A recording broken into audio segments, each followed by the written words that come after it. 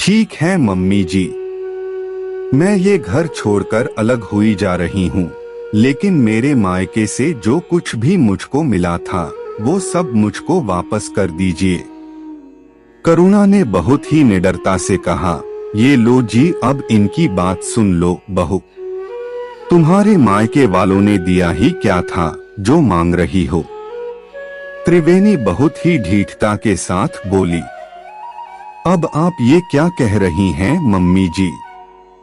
आपकी मांग के हिसाब से मेरे मम्मी पापा ने अपनी हैसियत ना होते हुए भी बहुत कुछ दिया था, और वो गहने भी जो मम्मी ने अपनी मम्मी के हमको शादी में चढ़ाए थे और जिनको शादी में एक बार पहनने के बाद मेरे होते हुए भी जिनकी शक्ल दोबारा देखने को नहीं मिली, आपके मुताबिक वो आपके पास ही सुरक्षित थे।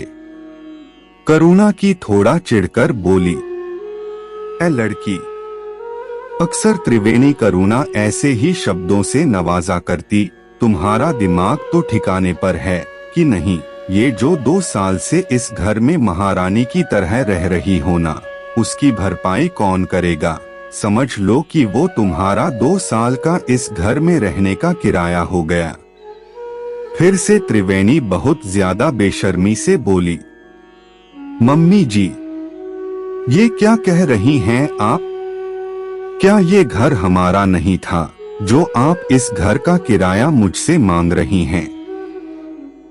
करुणा को त्रिवेणी से ऐसी उम्मीद तो बिल्कुल भी नहीं थी। माना कि वो उसको पसंद नहीं करती थी, लेकिन इतनी घटिया सोच जिसकी परिकल्पना भी करुणा ने नहीं की थी। बहू, बोलने से पहले 10 बार सोच लिया करो। आखिर तुम्हारा कौन सा घर?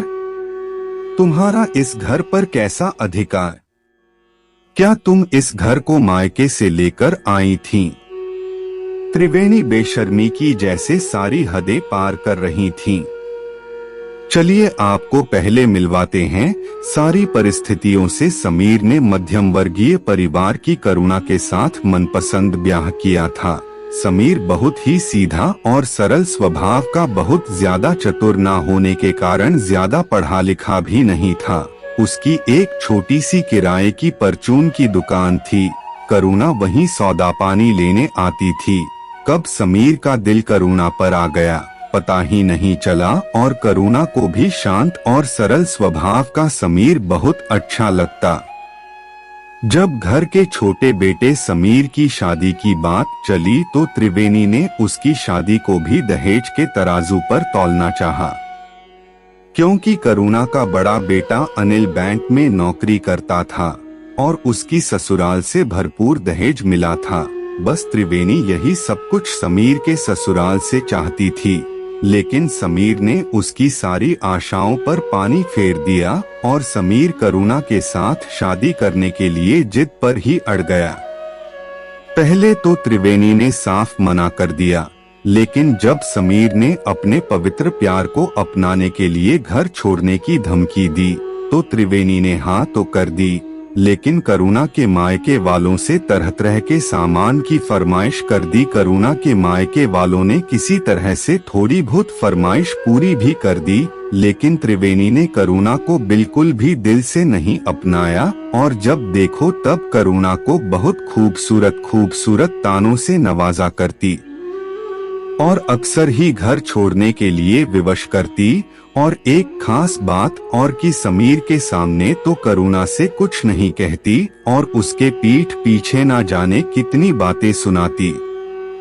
और अभी कल की ही बात है जब करुणा सारा काम समेट ही रही थी कि त्रिवेणी ने उसको बुलाकर कहा कि तुम अपना कहीं और रहने का ठिकाना ढूंढ लो, क्योंकि तुम जिस कमरे में रहती हो वो हमको किराए पर उठाना है।